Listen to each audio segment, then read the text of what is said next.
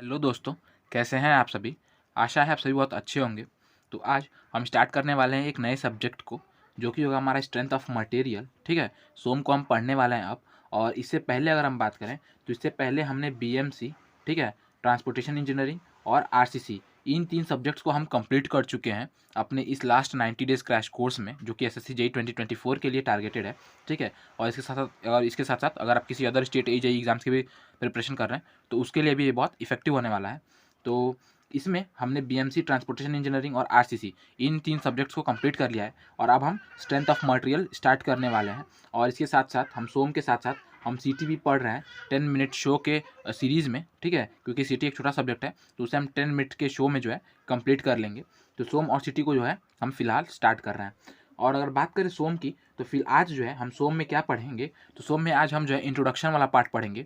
Stress क्या होता है, स्ट्रेन क्या होता है, फिर स्ट्रेस स्ट्रेन कर्व कैसा बनता है माइल्ड स्टील का या फिर किसी भी अदर बॉडी का। फिर उसके बाद उसमें जो है इलास्टिक कांस्टेंट क्या होते हैं, यंग्स मॉडुलस हो गया, रिजिडिटी मॉडुलस हो गया, इन सभी के बारे में हम जानेंगे। उसके बाद हम जानेंगे कि इलास्टिक कांस्टेंट्स में रिलेशनशिप क्या सा होता है, फिर पॉइजन रेशियो क्या होता है। मतलब बहुत सारी चीज़ें हैं जिन्हें जो है आज हम पढ़ने वाले हैं, सीखने वाले हैं, देखने वाले हैं। और यही जो चीज़ें हैं वो आपकी कहीं न कहीं बेस बनाएँगी। यही चीज़ें जो एज़ अ फाउंडेशन वर्क करेंगी आपके लिए, आगे के सब्जेक्ट्स और आगे के कॉन्सेप्ट्स के लिए। तो आप मेक श्योर कीजिएगा कि आप वीडियो में एंड तक बने रहें, जिससे कि आपका भी ये कॉन्सेप्ट क्लियर हो जाए। और अभी तक अगर आप हमारे इस चैनल से नहीं जुड़े, हमारे इस लास्ट 90 डेज़ क्रैश कोर्स से नहीं जुड़े, तो आप मेक श्योर करें कि आप चैनल को सब्सक्राइब कर लें, जिससे कि आप भी हमारे साथ जुड़ सकते हैं और अपने प्रिपरेशन को और बेहतर बना सकते हैं। ठीक है, तो चलिए टॉपिक को शुरू करते हैं। तो सबसे पहले हम पढ़ते हैं रिजिड एंड डिफॉर्मेबल बॉडीज़ के बारे में, कि कौन सा बॉडी हमारा डिफॉर्मेबल होता है और कौन सा बॉडी हमारा जो है रिजिड बॉडी होता है। कब हम कहते हैं कि हाँ, ये हमारा डिफॉर्मेबल बॉडी है और ये हमारा रिजिड बॉडी है। तो देखिए, when a body is subjected to load, ठीक है, और force, it changes its shape and size, then the body is called deformable body. नाम से ही पता चल रहा है डिफॉर्मेबल है, मतलब कि अगर कोई ऐसा बॉडी है जिसमें अगर आप लोड लगा रहे हो तो उसके जो बॉडी, उसका जो शेप एंड साइज है वो कहीं ना कहीं डिफॉर्म हो जा रहा है। ठीक है, कहीं ना कहीं डिफॉर्म हो जा रहा है, तो उसे हम डिफॉर्मेबल बॉडी कहेंगे। और अगर हम लोड और फोर्स लगा रहे हैं, ठीक है, लेकिन उसकी बॉडी में किसी भी तरह का जो है शेप एंड साइज में जो है अंतर नहीं आ रहा, ठीक है, किसी भी तरह का शेप एंड साइज में अंतर नहीं आ रहा, तो उसे हम कहेंगे कि भाई वो हमारा कैसा बॉडी है, रिजिड बॉडी है। ठीक है, अब देखिए, सबसे पहले हम जानते हैं कि स्ट्रेस क्या होता है। बहुत इंपॉर्टेंट पॉइंट है मेरे भाई, स्ट्रेस क्या होता है। तो स्ट्रेस देखिए क्या होता है। स्ट्रेस का अगर हम बात करें तो इसकी अगर न्यूमेरिकल रिप्रेजेंटेशन की बात करें, ठीक है, इसका फॉर्मूला क्या होता है, तो होता है फोर्स अपॉन एरिया। यानी कि मतलब पर एरिया जो है कितना आप फोर्स लगा रहे हैं, उससे हम पता कर सकते हैं कि हमारा स्ट्रेस कितना हो रहा है। लेकिन अगर हम बात करें इसके डेफिनेशन की, तो इसका डेफिनेशन क्या होता है, तो ये एक इंटरनल रेजिस्टिंग फोर्स होता है। क्या होता है, एक इंटरनल रेजिस्टिंग फोर्स होता है जो कि जनरेट होता है ड्यू टू एक्सटर्नल फोर्स। ठीक है, जो कि जनरेट होता है ड्यू टू एक्सटर्नल फोर्स। मतलब कि अगर आप किसी बॉडी पे लोड लगाएंगे, ठीक है, अगर आप किसी बॉडी पे लोड लगाएंगे, डिफॉर्मेबल बॉडी की हम बात कर रहे हैं। एक चीज़ मैं आपको यहाँ पे क्लियर कर देता हूँ मेरे भाई, कि जब हम मैकेनिक्स पढ़ते थे ना मेरे भाई, जब हम मैकेनिक्स पढ़ते थे तो हम बात करते थे रिजिड बॉडी की, लेकिन हम यहाँ पे पढ़ रहे हैं सोम, ठीक है, स्ट्रेंथ ऑफ मटेरियल, तो इसमें हम बात करते हैं डिफॉर्मेबल बॉडी की। तो यहाँ पे जो भी बॉडी बॉडी के बारे में हम बात करेंगे वो डिफॉर्मेबल बॉडी होगी। तो अगर आप किसी भी डिफॉर्मेबल बॉडी पे आप लोड लगाएंगे तो बेसिकली बेसिक उसका प्रॉपर्टी है कि वो अपने क्या बोलते हैं, शेप एंड साइज को चेंज करेगा ड्यू टू उस लोड की वजह से। तो उस लोड की वजह से जब वो अपना शेप एंड साइज चेंज करेगा, तो जो उसके एटम्स थे ना मेरे भाई, जो उनके एटम्स थे वो क्या करेंगे, वो इसको रेजिस्ट करेंगे। ठीक है, वो इसको रेजिस्ट करेंगे और इस रेजिस्टेंस की वजह से जो है, इस इंटरनल रेजिस्टेंस की वजह से एक और जो है क्या बोलते हैं फोर्स, एक तरह से आप कह सकते हैं एक और internal force, internal resisting force जो है जनरेट होगा, जिसे हम क्या कहते हैं, जिसे हम स्ट्रेस कहते हैं। और इसकी जो वैल्यू होती है वो क्या होती है, उसकी जो वैल्यू होती है वो बराबर होती है किसके, फोर्स अपॉन एरिया के। यानी जो आपने एक्सटर्नल फोर्स लगाया ना, उस फोर्स अपॉन एरिया, जितना भी एरिया में आप लगा रहे हैं वो, यानी कि फोर्स अपॉन एरिया की अगर हम बात करें तो हमारा क्या बन जाएगा, स्ट्रेस बन जाएगा। और यही फार्मूला होता है हमारे प्रेशर का भी, आपको मालूम होगा। अगर हम बात करें प्रेशर की, तो हमारा जो प्रेशर होता है उसका भी वैल्यू होता है फोर्स अपॉन एरिया। लेकिन फोर्स क्या, प्रेशर क्या होता है, प्रेशर एक तरह का एक्सटर्नल ये है, एक्सटर्नल यूनिट है, ठीक है, एक्सटर्नल चीज़ है। लेकिन हमारा जो स्ट्रेस है वो कैसा है, इंटरनल फोर्स है, इंटरनल रेजिस्टिंग फोर्स है। तो ये बात हो गई स्ट्रेस के बारे में। आई होप कि आपको समझ में आएगा कि स्ट्रेस क्या होता है। यहाँ पे देखिए, अब देखिए स्ट्रेस भी दो तरह का होता है मेरे भाई, एक होता है इंजीनियरिंग स्ट्रेस और एक होता है ट्रू स्ट्रेस। ठीक है, इंजीनियरिंग स्ट्रेस क्या होता है, तो आपको पता होगा जब भी हम स्ट्रेस को मतलब जब भी हम स्ट्रेस को कैलकुलेट करते हैं तो हम लोग क्या करते हैं, देखिए आपके जब बॉडी पे लोड लगेगा तो ऑब्वियस सी बात है, अगर इस समय इसका क्रॉस सेक्शन ए है तो कुछ समय बाद जब इस पर स्ट्रेस लग रहा है, लोड लग रहा है, तो कहीं ना कहीं इसके बॉडी में थोड़ा बहुत डिफॉर्मेशन आएगा, हाँ, एरिया इसका चेंज होगा। लेकिन हम क्या करते हैं, हम जो है इंजीनियरिंग पर्सपेक्टिव ऑफ व्यू से, मतलब कि इंजीनियरिंग व्यू से अगर हम बात करें तो हम क्या करते हैं, हम जो है हमारा जो इनिशियल एरिया था हम उसे ही लेके चलते हैं। इंजीनियरिंग स्ट्रेस में अगर हम इंजीनियरिंग स्ट्रेस को कैलकुलेट करें तो हम लोड अपॉन ओरिजिनल एरिया को ही कैलकुलेट करते हैं। हम ये नहीं देखते कि हमारा एरिया घट रहा है या बढ़ रहा है या फिर ऐसा कुछ इफेक्ट आ रहा है। लेकिन जो आपका ट्रू स्ट्रेस होता है ना मेरे भाई, जो ट्रू स्ट्रेस वो क्या होता है, तो वो लोड अपॉन एक्चुअल एरिया होता है। यानी कि जो आप लोड लगा रहे हैं वो तो है ही, ठीक है, लेकिन जो इस समय एक्चुअल एरिया है उसकी हम बात करते हैं यहाँ पे। तो ये हो गया इंजीनियरिंग स्ट्रेस और ये हो गया हमारा ट्रू स्ट्रेस, ठीक है। और अगर हम बात करें एक्चुअल एरिया की तो ये हमेशा ओरिजिनल एरिया से प्लस माइनस डेल्टा ए होता है, ठीक है। और यहाँ पे अगर आपका कंप्रेशन लग रहा है, मतलब कि आपका जो लोड है वो कंप्रेसिव इसका है, कंप्रेसिव प्रॉपर्टी का है, तो जो है आपका यहाँ पे पॉजिटिव वाला साइन होगा, कंसिडर किया जाएगा। और अगर आप टेंशन लग रहा है, टेंशन फोर्स वहाँ पे काम कर रहा है, तो वहाँ पे हम निगेटिव साइन को जो है कंसिडर करेंगे, original area A plus minus delta A, ठीक है। तो ये हमारा हो जाएगा एक्चुअल एरिया। आई होप आपको यहाँ तक समझ में आ गया होगा। अब हम बात करते हैं किसकी, अब हम बात करते हैं टाइप्स ऑफ स्ट्रेसेस की, कि कितने टाइप्स के स्ट्रेसेस हो सकते हैं। तो एक होता है हमारा नॉर्मल स्ट्रेस और एक होता है हमारा शियरिंग स्ट्रेस, ठीक है। अब देखिए नॉर्मल स्ट्रेस भी होता है ना, नॉर्मल स्ट्रेस भी 3 तरह का होता है। एक होता है बेंडिंग और फ्लेक्सुरल स्ट्रेस, एक होता है बियरिंग स्ट्रेस और एक होता है एक्सियल स्ट्रेस। और जो आपका शियरिंग स्ट्रेस होता है वो 2 तरह से होता है, एक डायरेक्ट शियर स्ट्रेस और एक इनडायरेक्ट शियर स्ट्रेस, ठीक है। अब देखिए मेरे बहुत पहले मैं आपको बता दूं कि शियर स्ट्रेस क्या होता है, बहुत सारे मेरे दोस्तों को नहीं मालूम होगा कि शियर फोर्स और शियर स्ट्रेस क्या होता है। तो मेरे भाई शियर फोर्स क्या होता है, शियर फोर्स यानी कि वो ये एक तरह का टेंजेंशियल फोर्स होता है। कैसा होता है, ये एक तरह का टेंजेंशियल फोर्स होता है, यानी कि सरफेस के साथ लगता है, ठीक है, एकदम सरफेस पे लगता है और सरफेस के साथ लगता है। और इसकी यही टेंडेंसी होती है, इसकी यही टेंडेंसी होती है कि ये क्या करे, ये जो है हमारे सरफेस को जो है कहीं ना कहीं शियर ऑफ कर दे या फिर कट ऑफ कर दे, ठीक है। जो शियर फोर्स होता है इसकी यही टेंडेंसी होती है कि ये जो है बॉडी मटेरियल को जो है कट ऑफ करने की कोशिश करता है, ठीक है। तो ये बात हो गई शियर फोर्स की, ठीक है। और शियर फोर्स की वजह से जो हमारा स्ट्रेस जनरेट होता है उसे हम शियर स्ट्रेस कहते हैं।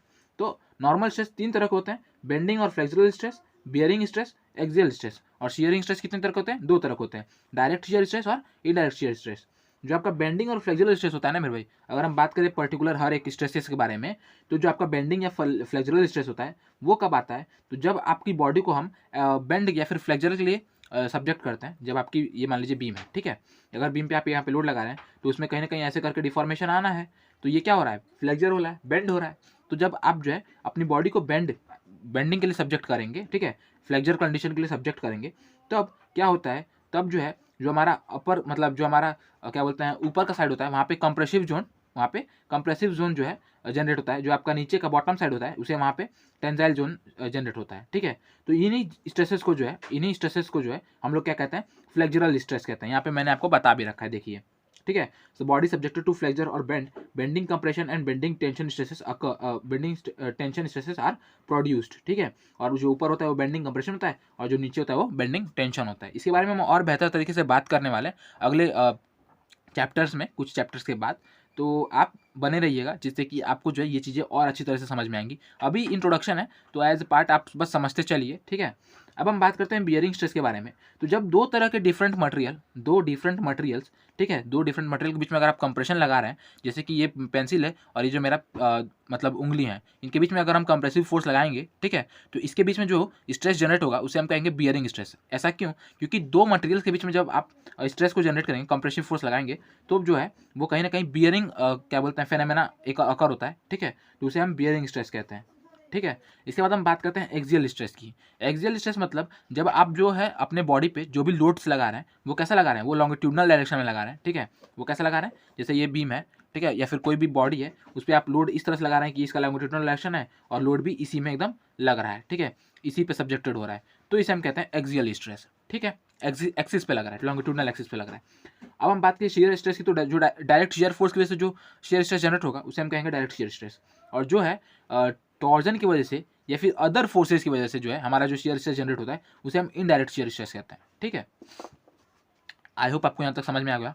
और हाँ, एक चीज़ मैं आपको कहूँगा कि अगर कोई भी चीज़ आपको डाउट है, ठीक है, मैं यहाँ पे अभी मैंने यहाँ तक आपको चीज़ें जो समझाई हैं, अगर उसमें किसी भी तरह का डाउट है या फिर किसी भी पिछले वीडियोस के लेक्चर्स में किसी भी तरह का डाउट है, तो आप मेक श्योर करें कि आप जो है उस डाउट को जो है कमेंट कर दें, जिससे कि मुझे वो चीज़ें पता चलेंगी और मैं अगले वीडियोज़ में जो है उसे क्लियर आउट कर दूँगा, ठीक है।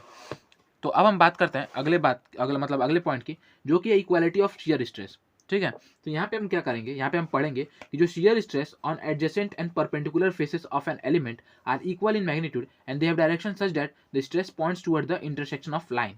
ठीक है, due to force equilibrium condition. यहाँ पे ये बात की जा रही है कि अगर हमारा कोई एलिमेंट है, ठीक है, अगर हमारा कोई एलिमेंट है, मान लीजिए वो एलिमेंट कैसा है, कुछ इस शेप का है, यहाँ पे बस मान रहे हैं हम लोग, इस शेप का नहीं भी हो सकता है, बट इस अगर शेप को मानेंगे तो हमें समझने में आसानी होगी।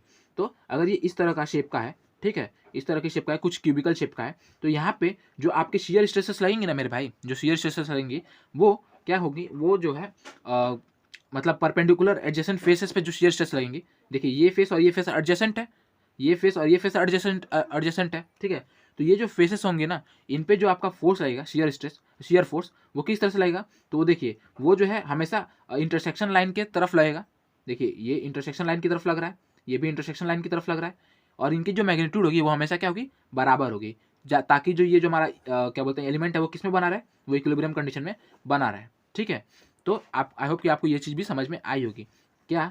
तो अगर आपका कोई भी मटेरियल है, ठीक है, और यहाँ पे अगर परपेंडिकुलर जो भी मतलब यहाँ पे जो है आपके परपेंडिकुलर शियर फोर्सेस जो होते हैं, जो आपके एडजेसेंट साइड्स पे लगेंगी, वो कितनी लगेंगी, तो मैग्नीट्यूड में सेम होंगी, और जो है इनका जो डायरेक्शन होगा वो हमेशा इंटरसेक्शन लाइन की तरफ होगा, ठीक है।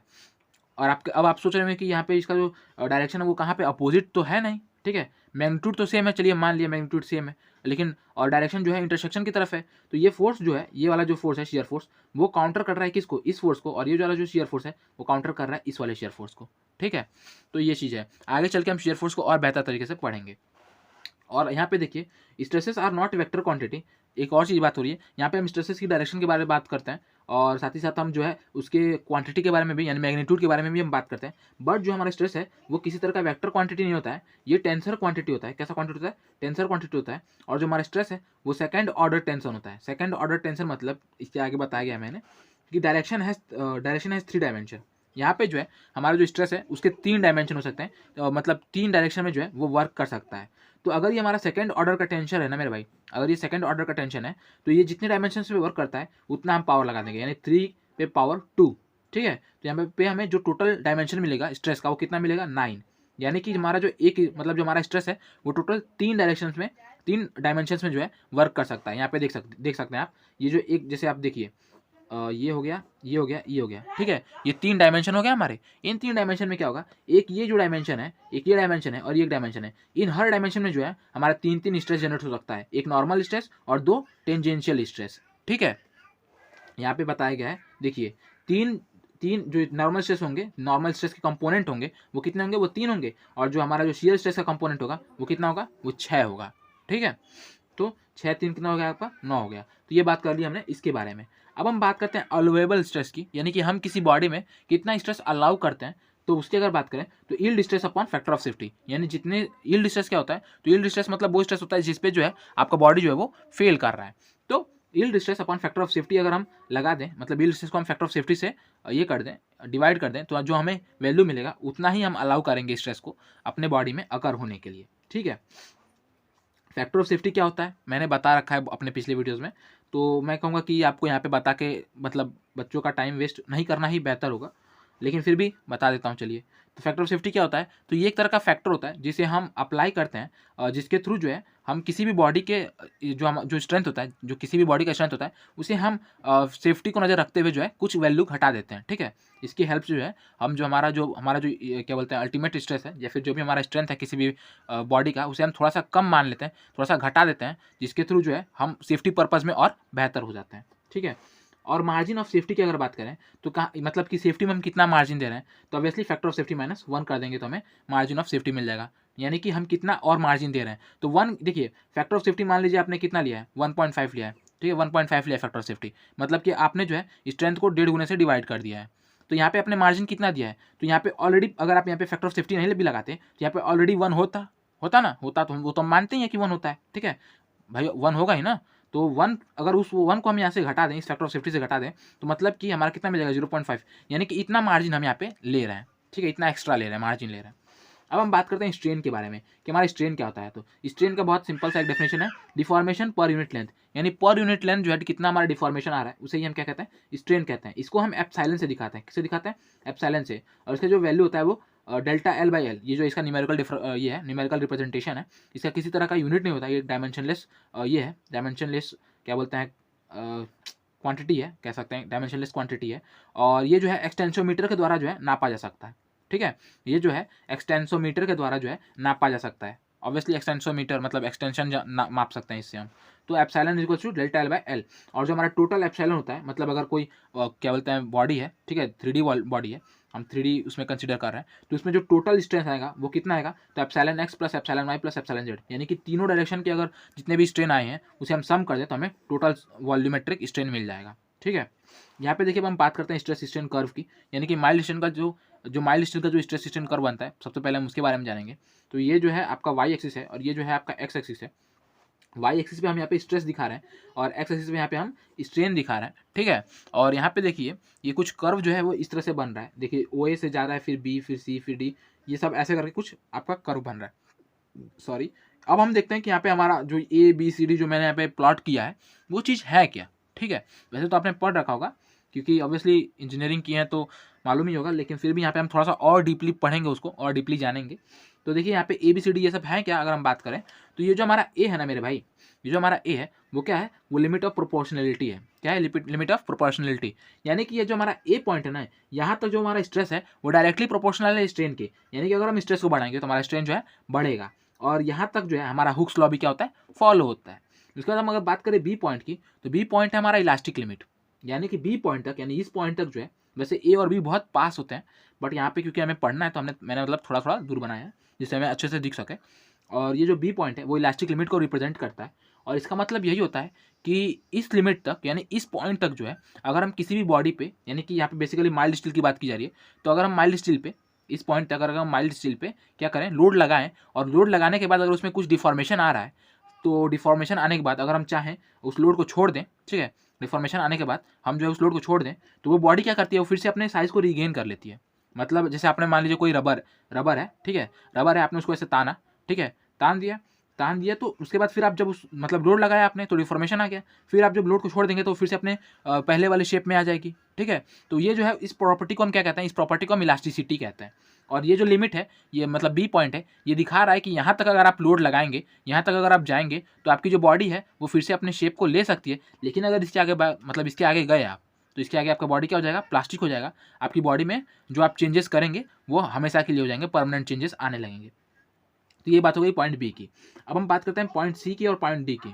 पॉइंट सी आपका अपर यील्ड पॉइंट है और पॉइंट डी आपका लोअर यील्ड पॉइंट है। यहाँ पे ये जो सी से डी तक का जो मतलब ये है रीजन है, इसे हम यील्ड रीजन कहते हैं। और हम ऐसा कहते हैं कि जो हमारा जो ये है क्या बोलते हैं, मतलब स्टील की अगर बात करें तो इसमें हम ऐसा मान लेते हैं कि जो है हमारा डी पॉइंट पे जो है, डी पॉइंट पे यानी जो हमारा लोअर स्ट्रेस है वहाँ पे जो है हम क्या करते हैं, हम अपनी बॉडी को फेलियर मान लेते हैं। ठीक है, तो यहाँ पे एक और चीज़ आपको जाननी है कि ये जो यील्ड रीजन है ना, यहाँ पे हम जो है स्ट्रेस की वैल्यू, यानी कि हमारा जो लोड की वैल्यू है उसे हम कांस्टेंट कर देते हैं। क्या करते हैं, लोड की वैल्यू हम कांस्टेंट कर देते हैं, यानी लोड को हम नहीं बढ़ाते हैं। फिर भी क्या होता है, फिर भी हमारे बॉडी में स्ट्रेन आता रहता है, मतलब बिना लोड बढ़ाए भी आपकी बॉडी में स्ट्रेन आएगा।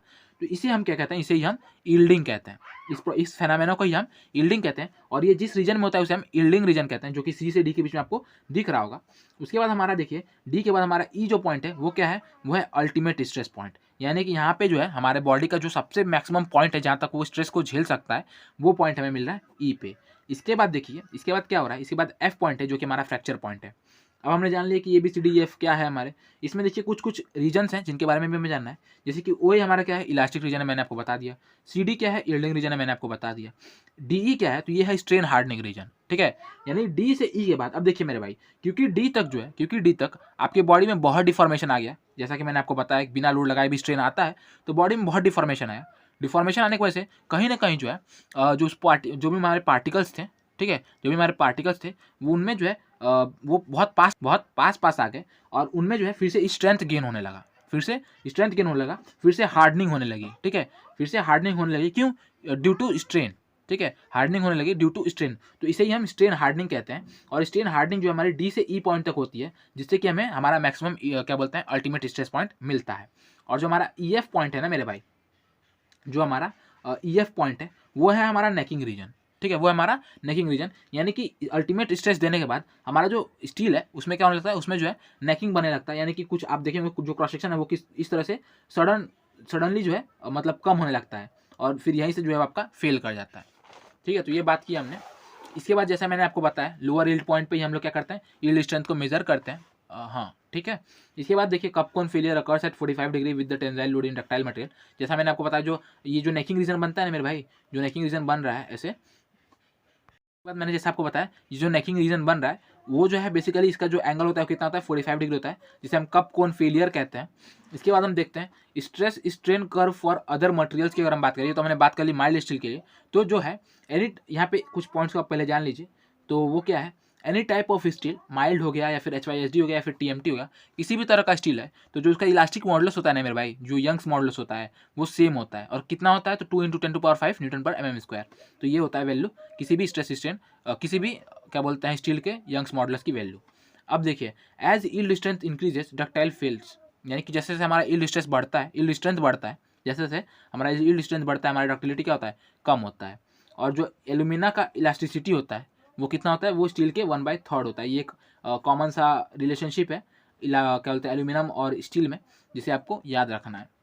अब देखिए हम पढ़ते हैं क्या, अब हम पढ़ते हैं प्रॉपर्टीज़ ऑफ मटेरियल के बारे में कि मटेरियल की प्रॉपर्टीज़ कैसी कैसी हो सकती हैं।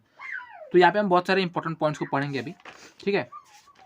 तो देखिए क्या पढ़ रहे हैं, सबसे पहले इलास्टिसिटी। जैसा कि मैंने आपको अभी अभी बताया, इलास्टिसिटी मतलब होता है कि हमारे बॉडी पे लोड लगाने के बाद जो भी उसमें डिफॉर्मेशन आ रहा है, जब हम उस लोड को हटा दें तो डिफॉर्मेशन फिर से जो है खत्म हो जाए और हमारा जो बॉडी है वो फिर से अपने ओरिजिनल शेप एंड साइज को जो है रिगेन कर ले। तो इसे ही हम इलास्टिसिटी कहते हैं। देखिए ये जो ग्राफ है वो दिखा रहा है कि लीनियर इलास्टिक मटेरियल है, ये जो ग्राफ दिखा रहा है वो दिखा रहा है कि नॉन लीनियर इलास्टिक मटेरियल है, और ये जो है इलास्टोप्लास्टिक मटेरियल के बारे में बात कर रहा है, ठीक है। ये जो है इलास्टोप्लास्टिक मटेरियल के बारे में बात कर रहा है। यहाँ तक हमारा बॉडी इलास्टिक उसके बाद एकदम प्लास्टिक हो गया, ठीक है। तो इसके बारे में हमने यहाँ पे बात की। अब हम बात करते हैं प्लास्टिसिटी के बारे में।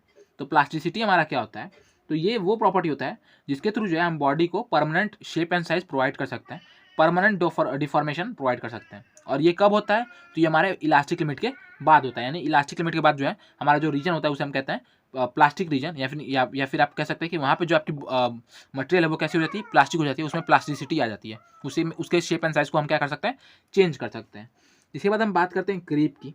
तो क्रीप क्या होता है इसके बारे में मैंने पहले भी बहुत बार बताया है, क्रीप के बारे में RCC में मैंने बहुत बार बताया है।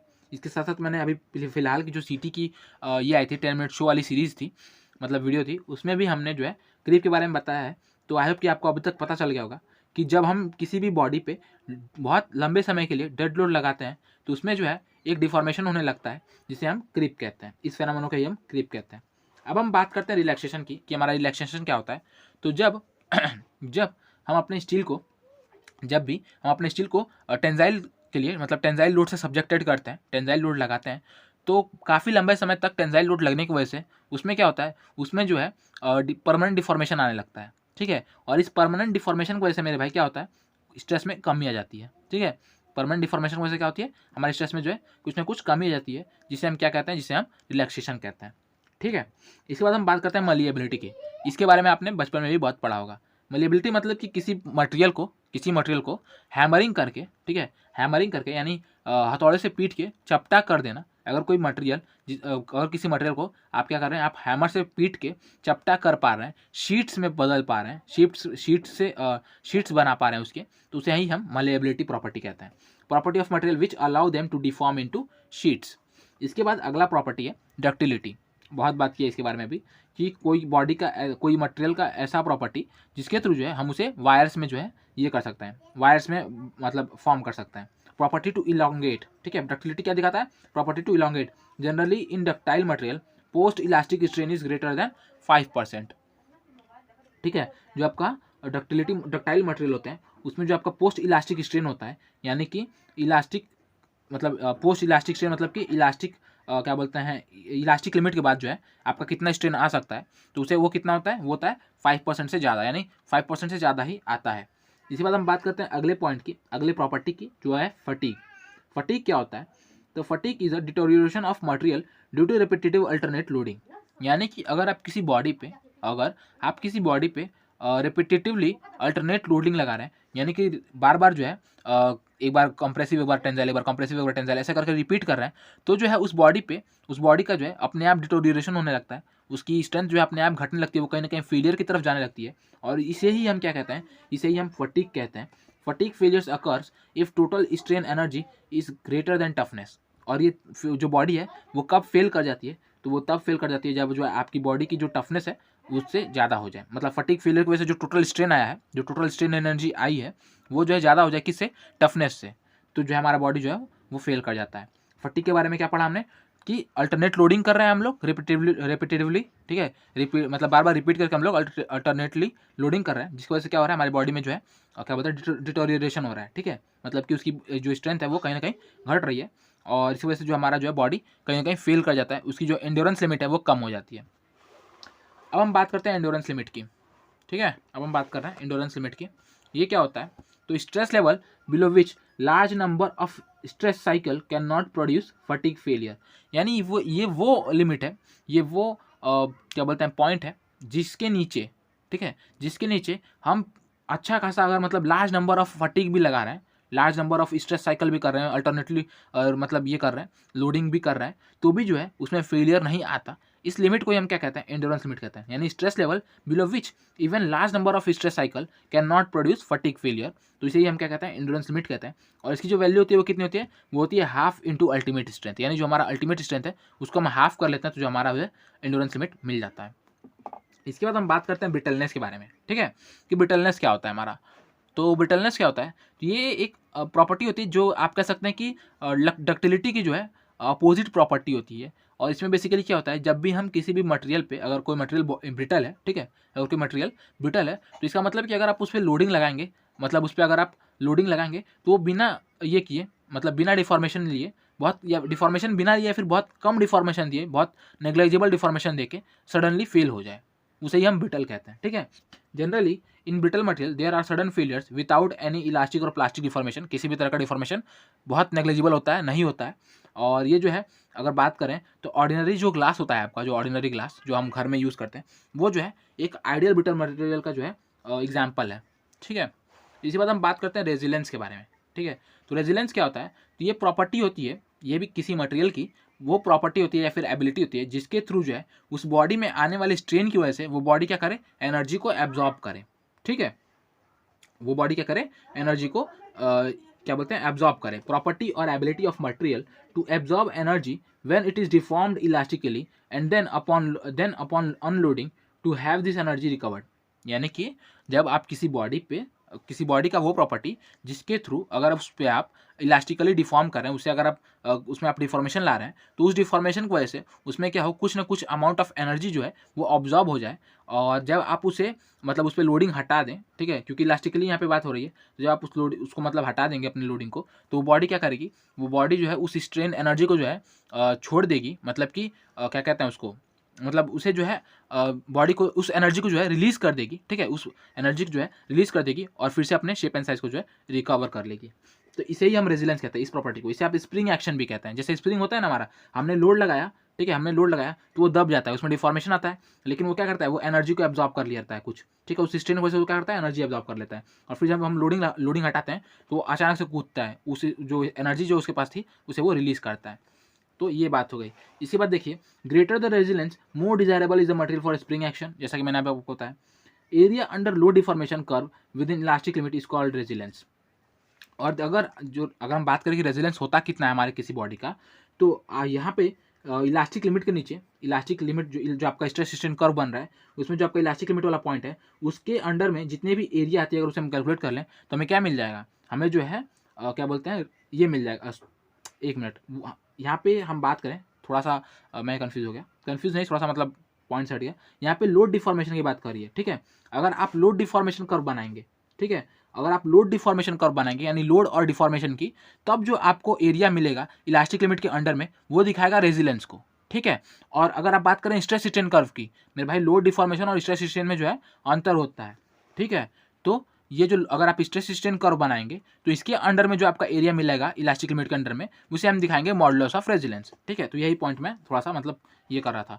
तो मॉडुलस ऑफ रेजिलेंस हमें कहाँ मिल जाएगा, स्ट्रेस स्ट्रेन कर्व में, और लो डिफॉर्मेशन में हमें रेजिलेंस मिल जाएगा। और जो आपका स्ट्रेन एनर्जी इसमें क्या होगा, जो आपका स्ट्रेन एनर्जी आप एब्जॉर्ब करेंगे वो कितना होगा, sigma square v upon 2e, sigma square v upon 2e। Sigma square जो आपका स्ट्रेस है, स्ट्रेस कह सकते हैं, उसके बाद वी जो है वो आपका क्या है, वी जो है आपका वॉल्यूम है, वॉल्यूम ऑफ बॉडी, 2e जो है आपका, ई जो आपका यंग्स मॉडुलस है।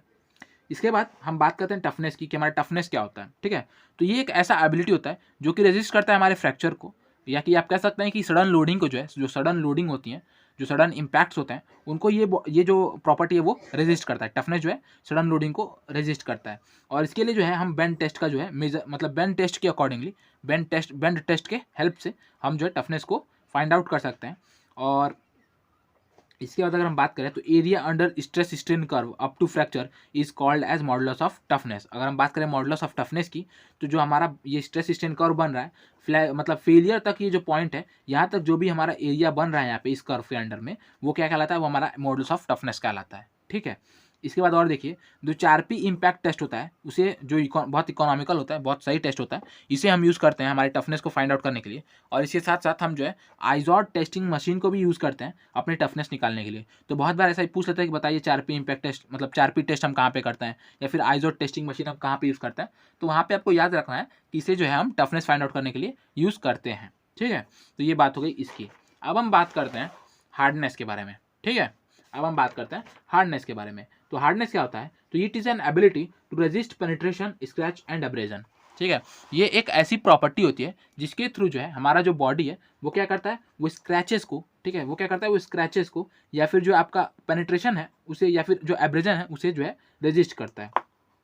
एब्रेजन के बारे में, हार्डनेस के बारे में मैंने आपको बता रखा है, और उसमें कंक्रीट में बताया था, फिर आपको क्या बोलते हैं पेमेंट मटेरियल में बताया था। तो बहुत बार चीज़ें जो है ये कहीं ना कहीं रिपीट हो चुकी हैं, लेकिन फिर भी मैं आपको बता देता हूँ उन भाइयों के लिए जो मेरे नए भाई जुड़े हैं उनके लिए, ताकि उन्हें भी जो है किसी तरह का डाउट ना हो। और इसे जो है हार्डनेस जो है उसे हम बहुत तरीक़ों से मेज़र कर सकते हैं। आपका एक मोह स्केल आता है, जिसके बारे में मैंने स्टोर में बताया था। मोह स्केल के हेल्प से भी जो है हम हार्डनेस निकाल सकते हैं। लेकिन यहाँ पे सोम में हम पढ़ेंगे ब्रिनेल्स हार्डनेस टेस्ट के बारे में। ठीक है। ब्रिनेल्स हार्डनेस टेस्ट के बारे में, जिसके थ्रू जो है हम मतलब मटेरियल या फिर बॉडी की जो डिफॉर्मेबल बॉडीज़ हैं उनका जो है हार्डनेस फाइंड आउट कर सकते हैं। और it is noted that ductile material are tough while brittle material are hard. और ऐसा बताया जाता है, ऐसा देखा जाता है कि जो आपके डक्टाइल मटेरियल होते हैं ना, वो टफ होते हैं, मतलब कि वो इम्पैक्ट लोड को अच्छा झेल पाते हैं। और जो ब्रिटल मटेरियल होते हैं ना, वो हार्ड होते हैं, मतलब वो टफ नहीं होते लेकिन वो हार्ड होते हैं। वो स्क्रैच को बहुत अच्छा झेल जाते हैं, बट क्या बोलते हैं, टफनेस को नहीं झेल पाते उतना बढ़िया। तो ये बात बताई गई है। इसके बाद अगर हम बात करें ब्रिनेल्स हार्डनेस नंबर की फॉर्मूला की, वो कितनी होगी, तो वो होती है P/πd/2 d minus under root में d² - d²। ठीक है। यहाँ पे इसे आप इस फॉर्म में भी लिख सकते हैं, इस 2 को ऊपर कर दीजिए, तो 2P/πd d minus d under root में d² - d²। यहाँ पे जो आपका कैपिटल डी है वो है डाया ऑफ स्टील बॉल, जो हम यूज़ करते हैं ब्रिनेल्स हार्डनेस टेस्ट में। और जो आपका स्मॉल डी है वो है डाया ऑफ इंटेंट, मतलब कि कितना स्क्रैच का जो डाया है, मतलब जो आप स्क्रैच लगाना चाहते हैं, ठीक है, जितना का स्क्रैच लग रहा है उसका आप एक तरह से कह सकते हैं उसका डिस्टेंस जो है उसे हम यहाँ से डाया से रिप्रेजेंट कर रहे हैं। तो डाया ऑफ इंटेंट, और जो पी है वो आपका स्टैंडर्ड लोडिंग है। ठीक है। तो ये बात हो गई ब्रिनेल हार्डनेस नंबर की, ब्रिनेल्स हार्डनेस नंबर की। अब हम बात करते हैं टेनासिटी की, कि हमारा टेनासिटी क्या होता है। तो ये एक प्रॉपर्टी होता है जिसके थ्रू जो है हमारा बॉडी जो है वो टेंजाइल लोडिंग को जो है टेंजाइल लोडिंग में फ्रैक्चर को रेजिस्ट करता है। Property of material to resist fracture under the action of tensile load is called tenacity. ठीक है। टेनासिटी एक इस तरह का प्रॉपर्टी होता है जो कि रेजिस्ट करता है हमारे फ्रैक्चर को टेंजाइल लोडिंग के अंडर में, मतलब टेंजाइल लोडिंग के एक्शन के अंडर में। अब हम बात करते हैं कि मटेरियल और उसके अंडर में जो है परसेंटेज कार्बन के बारे में, कि किस मटेरियल में, किस स्टील में कितना कार्बन अवेलेबल होता है, परसेंटेज कार्बन अवेलेबल होता है। इसके बारे में मैंने आपको पहले ही बता दिया है, बीएमसी में बताया मैंने। ठीक है। तो उसे भी आप देख लीजिएगा। इसमें तो बस 4 ही बताए गए हैं, लेकिन उसमें और भी बहुत सारे मटेरियल्स के बारे में मैंने बताया, तो वो बहुत ज़रूरी है, आप ज़रूर से देख लीजिएगा। यहाँ पे अगर हम बात करें तो रॉट आयरन की बात करें, जो कि प्योरेस्ट फॉर्म होता है आयरन का, तो उसमें 0.1% से भी कम होता है कार्बन। अगर हम बात करें माइल्ड स्टील की तो 0.1 से लेकर 0.25% तक। अगर हम बात करें हाई कार्बन स्टील की तो 0.55 से लेकर 0.95% तक। अगर हम बात करें कास्ट आयरन की तो 2 से लेकर 4% तक। ठीक है। इसके बाद हम बात करते हैं विस्को इलास्टिक मटेरियल की। ये क्या होता है, ये वो मटेरियल होता है जिसके पास जो है विस्कस और इलास्टिक प्रॉपर्टी, दोनों ही प्रॉपर्टीज़ होती हैं। ठीक है। ये ऐसा मटेरियल है जिसमें जो है विस्कोसिटी और इलास्टिक प्रॉपर्टी, ये दोनों ही प्रॉपर्टीज़ होती हैं। ठीक है। तो इसे हम जो है विस्को इलास्टिक मटेरियल कहते हैं। इसके बाद हम बात करते हैं एक बहुत इंपॉर्टेंट थियोरी के बारे में, एक बहुत इंपॉर्टेंट लॉ के बारे में, जो कि है हुक्स लॉ। ठीक है। जो कि है हुक्स लॉ, जो कि समझ सकते हैं कि यंग्स मॉडुलस जो हमारा ई मिलता है उसको हम यहीं से फाइंड आउट करते हैं, उसका पूरा आधार यहीं से होता है। तो उसके बारे में हम जानेंगे। तो हुक्स लॉ क्या होता है, तो it is valid only for homogeneous isotropic and linearly elastic material it is valid up to proportional limit and which is depend upon types of material only. Sigma is directly proportional to epsilon. ये जो है तभी valid होता है, यहाँ पे condition अगर बात करें तो ये होमोजीनस आइसोट्रॉपिक और लिनियरली इलास्टिक मटेरियल में वैलिड होता है, और प्रोपोर्शनल लिमिट तक ये जो वैलिड होता है, प्रोपोर्शनल लिमिट तक जो है ये वैलिड होता है, और ये टाइप ऑफ मटेरियल पर डिपेंड करता है। और ये होता क्या है, तो ये होता है stress is directly proportional to strain, ठीक है, stress is directly proportional to strain, ठीक है, यही जो होता है हमारा हुक्स लॉ होता है। और जब हम इसे इस मतलब क्या बोलते हैं डायरेक्टली प्रोपोर्शनल को हटाते हैं तो हमारे यहाँ पे ई छूटता है जो कि हमारा यंग्स मॉडुलस होता है, ठीक है। अब हम बात करते हैं डिफॉर्मेशन और elongation of member under axial loads, यानी कि हमारा डिफॉर्मेशन कितना आता है, इलोंगेशन कितना आता है हमारे मेंबर्स में अगर हम उसमें क्या लगाएं, एक्सियल लोड लगाएं। तो यहाँ से जो है हमारे फार्मूलाज चालू होते हैं, ठीक है। तो यहाँ से आप और क्या बोलते हैं सावधान हो जाइएगा। तो सबसे पहले हम बात करते हैं, कोई अगर आपका प्रिज्मेटिक मटेरियल है, प्रिज्मेटिक बार मतलब होता है वो बार जिसका जो क्रॉस सेक्शन है वो हर पॉइंट पे सेम है, ठीक है, मतलब पूरे लेंथ में जो है सेम है, तो उसे हम क्या कहते हैं, उसे हम कहते हैं प्रिज्मेटिक बार। कितना होता है, तो जो आपका डेल्टा होता है वो बराबर होता है पी एल अपॉन ए के, यानी जो आपका डिफॉर्मेशन होता है वो पी एल अपॉन ए के बराबर होता है, जहाँ पे पी आपका लोड है, एल आपका लोड है, एल आपका लेंथ है, ए आपका क्रॉस सेक्शनल एरिया है, और ये आपका क्या है, यंग्स मॉडुलस है। तो जो डिफॉर्मेशन होता है बराबर होता है पी एल अपॉन ए के।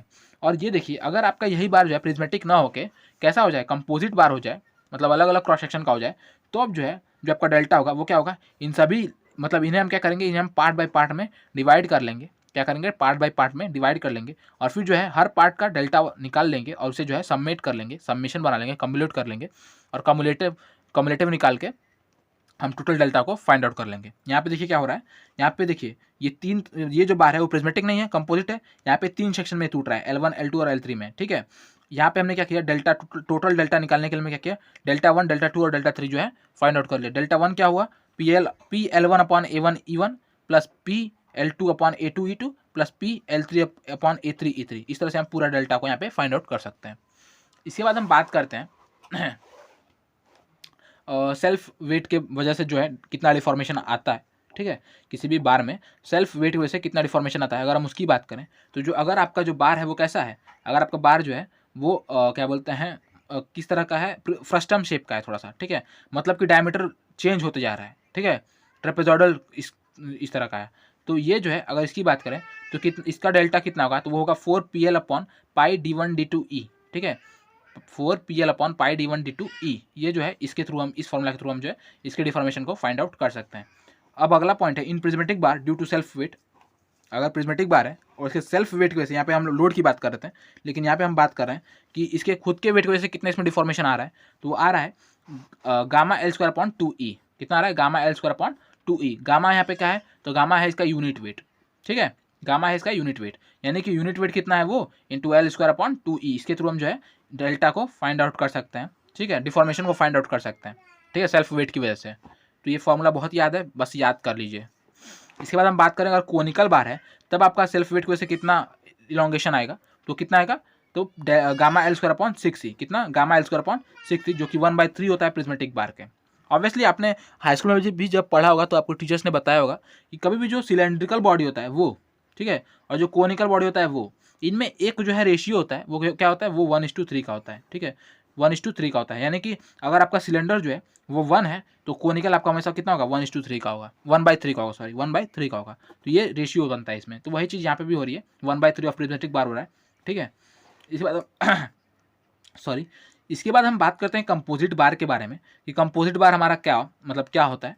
तो अगर हम दो मटेरियल्स को एक साथ ज्वाइन करके हम कोई एक बार बनाएं तो जो है हमें तो उस बार को हम क्या कहेंगे, उस बार को हम कंपोजिट बार कहेंगे, ठीक है। और अगर हम बात करें यहाँ पे तो ये देखिए कोई कंपोजिट बार है, ठीक है, जिसे इस मटेरियल के थ्रू जो है जोड़ दिया गया है, ठीक है, ये एक बार है और ये एक बार है, इसे इस मटेरियल के थ्रू जोड़ दिया गया है। इसमें होता क्या है, इसमें अगर आप लोड लगाएंगे तो क्योंकि ये लोड है तो ये इनमें और इनमें बढ़ जाएगा, ठीक है। तो यहाँ पे जो इनमें लोड लगेगा वो हमेशा बराबर होगा किसके, इस टोटल लोड के, P = P1 + P2 के। और अगर हम बात करें इसमें डेल्टा की तो क्योंकि कंपोजिट बार है बहुत अच्छे तरीके से चिपकाया गया है तो यहाँ पे जो डेल्टा L आएगा, मतलब जो आपका डिफॉर्मेशन आएगा वो हमेशा क्या आएगा, इक्वल आएगा। तो P1L upon A1 E1 = P2L upon A2 E2, यानी कि यहाँ पे जो डिफॉर्मेशन है वो हर बार में कितना होगा, बराबर होगा। और इसी के थ्रू जो है हम यहाँ पे P1 यानी फोर्स की भी वैल्यू निकाल सकते हैं, ठीक है, इक्वेट करके। तो उसका फॉर्मूला यहाँ पे दिया गया जिसे याद करने की ऐसा बहुत ज़रूरत नहीं है, मैंने यहाँ पे बता दिया, बट आप इसे चाहें तो तुरंत निकाल सकते हैं, ठीक है। तो यहाँ पे ऐसा कोई प्रॉब्लम नहीं है। पॉइजनस रेशियो की अगर बात करें तो पॉइजनस रेशियो क्या होता है, तो इसे हम बेसिकली म्यू से रिप्रेजेंट करते हैं और इसका वैल्यू होता है minus lateral strain upon longitudinal strain, ठीक है, lateral strain upon longitudinal strain. यानी कि जब भी हम किसी बॉडी में अगर हम एक्सियल लोड लगा के हम डिफॉर्मेशन करेंगे तो कहीं ना कहीं जो है उसके मतलब लैटरल डायरेक्शन में, ट्रांसवर्स डायरेक्शन में भी स्ट्रेन आती है। तो उसी स्ट्रेन को जो है हम लोग पॉइजनस रेशियो के थ्रू जो है फाइंड आउट कर सकते हैं, फिर रिप्रेजेंट कर सकते हैं, ठीक है। तो lateral strain upon longitudinal strain is equal to mu, और इसकी जो वैल्यू होती है वो वेरी करती है -1 से लेकर 0.5 के बीच में। और अगर हम बात करें कुछ इंपॉर्टेंट मटेरियल्स की जिनका जो है म्यू हमें पता होना चाहिए, तो वो देखिए कॉर्क का जो म्यू होता है वो कितना होता है, 0 होता है। ग्लास की बात करें तो 0.01 से लेकर 0.05 तक, कॉन्क्रीट की बात करें तो 0.15 होता है। बात करें अगर माइल्ड स्टील की तो 0.28, बात करें रबर की तो 0.45 से लेकर 0.5 तक, ठीक है, 0.45 से लेकर 0.5 तक। इसके बाद हम बात करते हैं अपने इलास्टिक कांस्टेंट्स के बारे में कि हमारे इलास्टिक कांस्टेंट्स कितने होते हैं। तो सबसे पहले हमारा यंग्स मॉडुलस, सबसे मतलब महत्वपूर्ण जो हमें मतलब पता है, अभी तक बात करते आ रहे हैं, बहुत बार यूज़ किया हमने। तो ये जो है यंग्स मॉडुलस, ई स्ट्रेस अपॉन स्ट्रेन सबको पता है, जी शियर मॉडुलस, रिजिडिटी मॉडुलस, जी जो है हमारा क्या है, शियर मॉडुलस है, या फिर इसे हम रिजिडिटी मॉडुलस भी कहते हैं। और जैसे स्ट्रेस अपॉन स्ट्रेन है, ये shear stress upon shear strain है, ठीक है। इसे हम टाउ बाई 5 से दिखा सकते हैं, इसे हम सिग्मा बाई एप्सिलॉन से दिखा सकते हैं। इसके बाद बल्क मॉडुलस, ठीक है, इसके बाद बल्क मॉडुलस, अगर हम 3D मटेरियल को कंसिडर करें तो हमारा बल्क मॉडुलस हो जाएगा, स्ट्रेस अपॉन वॉल्यूमेट्रिक स्ट्रेन, बहुत सिंपल। इसके बाद हम बात करते हैं रिलेशनशिप के बारे में, कुछ इनके रिलेशनशिप के बारे में कि क्या क्या रिलेशनशिप बहते हैं इसके बीच में। तो देखिए ई और के में अगर रिलेशन की बात करें तो ये रिलेशन होता है E is equals to 3K 1 - 2 mu. अगर हम बात करें ई और रिजिडिटी मॉडुलस में, यानी ई और जी में, तो E is equals to 2G 1 + mu. और बात करें अगर ई के जी में, तो E is equals to 9Kg upon 3K + G। और अगर म्यू की बात करें कि म्यू के साथ और इनकी क्या वैल्यू होती है, तो mu is equals to 3K - 2G upon 6K + 2G। देखिए ये जो वैल्यूज़ है ना, ये जो फॉर्मूलाज हैं, उन्हें आपको याद कर लेना है, बहुत ज़्यादा कुछ सोचने नहीं है, डेरिवेशन पे तो जाना नहीं है क्योंकि बहुत टाइम वेस्ट होगा, समय हमारे पास उतना है नहीं। तो जस्ट याद कर लीजिए, ठीक है। एट द एंड आपको यही फॉर्मूलाज पूछे जाएंगे और इनसे रिलेटेड न्यूमेरिकल्स पूछ सकते हैं, तो यही चीज़ आपको जो है याद रखनी है, ठीक है। तो E is equals to 3K 1 - 2 mu, E is equals to 2G 1 + mu, E is equals to 9Kg upon 3K + G, mu is equals to 3K - 2G upon 6K + 2G। उसके बाद जो जी की वैल्यू जो होती है ना मेरे भाई, वो E/3 से लेकर E/2 तक क्या करती है, वेरी करती है। ये इसका वेरिएशन है। ऐसा कहीं मुझे नहीं लगता कि मतलब पूछा तो नहीं गया होगा, लेकिन ठीक है, याद रख लेते हैं, E/3 से लेकर E/2 तक जो है वेरी करती है। अब हम बात करते हैं number of independent elastic constants के बारे में और टोटल इलास्टिक कांस्टेंट्स के बारे में, ठीक है, जो कि लास्ट टॉपिक होने वाला है, ठीक है। बहुत मतलब हो गया, काफ़ी बड़ा वीडियो हो गया। तो number of independent elastic constant के बारे में अगर हम बात करें कि कितना मतलब स्वतंत्र इलास्टिक कांस्टेंट होता है, इंडिपेंडेंट इलास्टिक कांस्टेंट होता है, और कितना टोटल इलास्टिक कांस्टेंट होता है। तो देखिए अगर हम बात करें होमोजीनस और आइसोट्रॉपिक मटेरियल की, कैसे होमोजीनस और आइसोट्रॉपिक मटेरियल की, जैसा कि स्टील, तो उसके कितने होते हैं, तो उसके जो independent constant material independent elastic constant होते हैं वो कितने होते हैं, 2। और जो टोटल इलास्टिक कांस्टेंट की बात करें तो 4, ठीक है, 2 4। उसी तरह अगर हम ऑर्थोट्रॉपिक मटेरियल की बात करें जैसे कि वुड, तो उसमें क्या होता है, 9 आपका इंडिपेंडेंट होता है और 12 आपका टोटल होता है। एंड आइसोट्रॉपिक की बात करें तो 21 जो है आपका इंडिपेंडेंट होता है और इन्फानाइट जो होता है वो आपका टोटल होता है। तो 2 4 9 12 और 21 इन्फानाइट, ठीक है, 2 4 9 12, 2 4 9 12, फिर 21 और क्या बोलते हैं ये इन्फानाइट। अब ये तो हो गई बात इसकी। अब हम बात करते हैं थोड़े से स्ट्रेन के बारे में। तो जो आपका टोटल स्ट्रेन होता है किसी भी बॉडी के वॉल्यूम में, टोटल स्ट्रेन जो आता है वो क्या होता है, तीनों एक्सिस पे जो स्ट्रेन आया उसके बराबर होता है, जो उसके समेशन के बराबर होता है, ठीक है। एप्सिलॉन वी निकालना है तो एप्सिलॉन एक्स, एप्सिलॉन वाई और एप्सिलॉन जेड, यानी तीनों डायरेक्शन में कितना स्ट्रेन आया उनको अगर हम सबमिट कर दें तो हमें हमारा एप्सिलॉन वी मिल जाता है। और इसको अगर हम थोड़ा सा चेंज कर दें, ठीक है, तो हमारा ये वाला फॉर्मूला मिल जाएगा हमें, ठीक है। यहाँ पे कुछ नहीं किया हमने, इस एप्सिलॉन को जो है एप्सिलॉन एक्स को इस फॉर्म में चेंज करके इसे थोड़ा सा और कॉमन ले लिया है, बस और कुछ नहीं। तो एप्सिलॉन एक्स में क्या होता है, अगर हम चाहें इस एप्सिलॉन एक्स को सिर्फ एक लिखना तो क्या होगा, तो sigma X upon E minus mu sigma Y upon E minus sigma minus U mu sigma Z upon E. यहाँ पे इस फॉर्मूला की अगर मैं बात करूँ तो देखो मेरे भाई क्या हो रहा है, सिग्मा एक्स अपॉन ई ये दिखा रहा है कि हमारा सिग्मा स्ट्रेस जनरेट हो रहा है, और ये हमारा ई यंग्स मॉडुलस है मटेरियल का। इसके थ्रू जो आपका ये होता है ना, stress is equal to directly proportional to strain, ये वाला फॉर्मूला, तो ई इज इक्वल टू होता है आपका स्ट्रेस अपॉन स्ट्रेन। यहाँ पे आपने क्या किया, स्ट्रेन को इसे कर दिया और ये इस तरह से इस फॉर्म में रिप्रेजेंट कर लिया, ठीक है, E is equal to sigma upon E के, और उसे यहाँ पे लिख दिया है, ठीक है। तो ये होगा हमारा एक्स एक्स क्या बोलते हैं एक्स एक्सिस में अगर आपका लोड यहाँ पे एप्सिलॉन एक्स निकाल रहे हैं ना, तो एप्सिलॉन एक्स हम तब निकालेंगे जब हमारा लोड किस पे लग रहा होगा, एक्स डायरेक्शन में लग रहा होगा। तो एक्स डायरेक्शन में लोड लगने पर से हमारा इतना जो है स्ट्रेन आ रहा है, ठीक है, लॉन्गिट्यूडनल डायरेक्शन में। अब जो है लॉन्गिट्यूडनल डायरेक्शन में तो इतना आ रहा है, लेकिन इसके साथ साथ, ठीक है, जो अदर मतलब ट्रांसवर्स डायरेक्शन में जो लोड लग रहा है, ठीक है, उसकी वजह से भी कुछ कमी आएगी। तो उस कमी को जो है हम इस जो है इन फैक्टर्स के थ्रू जो है दिखा रहे हैं, ठीक है। तो ये चीज़ हो गया, और इसी को जो है हम लोग जब मतलब ये करेंगे, कॉमन लेंगे, तो हमें जो है ये फार्मूला मिल जाता है, ठीक है। तो इन्हें भी आप याद कर लीजिएगा। ऐसा डेरिवेशन में यहाँ पे नहीं बता रहा इसीलिए क्योंकि बहुत टाइम नहीं है और जानने की कोई मतलब भी नहीं है, जस्ट याद कर लीजिए। वैसे भी आपको याद करना पड़ेगा, वैसे भी आपको याद करना पड़ेगा, तो टाइम वेस्ट करने का बहुत ज़्यादा ज़रूरत नहीं है। और मतलब समझने में थोड़ा सा आसानी होगा, बट 2 दिन के लिए समझ में पाओगे, तीसरे दिन, चौथे दिन, हफ्ते दिन के बाद वो डेरिवेशन भी भूल जाएगा आपको, क्योंकि बहुत सारी चीज़ें हैं जो आपको याद करनी है, ठीक है। तो यहाँ पे आप सीधा सीधा फॉर्मूला याद करो कि एप्सिलॉन वी इक्वल टू क्या होगा, epsilon x plus epsilon Y plus epsilon Z. और एप्सिलॉन एक्स की वैल्यू अगर हम बात करें सिर्फ एक की, तो sigma X upon Y minus mu sigma Y upon sorry यहाँ पे ई होगा, sigma X upon E minus mu sigma Y upon E minus mu sigma Z upon E, ठीक है, ये हो गया। और फिर इसी को हम मतलब कॉमन कर लेंगे तो हमारा ये वाला वैल्यू मिल जाता है कि ई जो आपका टोटल एप्सिलॉन वी है वो क्या होगा, sigma X plus sigma Y plus sigma Z upon E, और ये हो गया 1 माइनस 2 म्यू, ठीक है। तो दैट्स इट। तो ये था। इसके बाद हम अगले वीडियो में जो है, अगले वीडियो में हम क्या पढ़ेंगे, थर्मल स्ट्रेस पढ़ेंगे। तो ये था, इस वीडियो में हमने पढ़ लिया बहुत सारी चीज़ें जो कि थी स्ट्रेस और स्ट्रेन से रिलेटेड।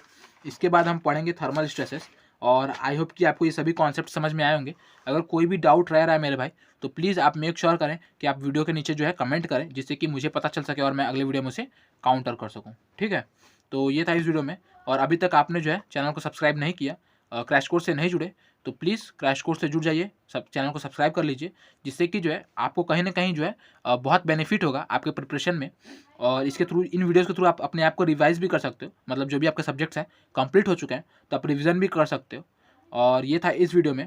आई होप कि आपको कंटेंट पसंद आया होगा, और कंटेंट पसंद आया तो वीडियो को जरूर से लाइक करें। तो ये था इस वीडियो में। Keep watching, keep learning, thank you.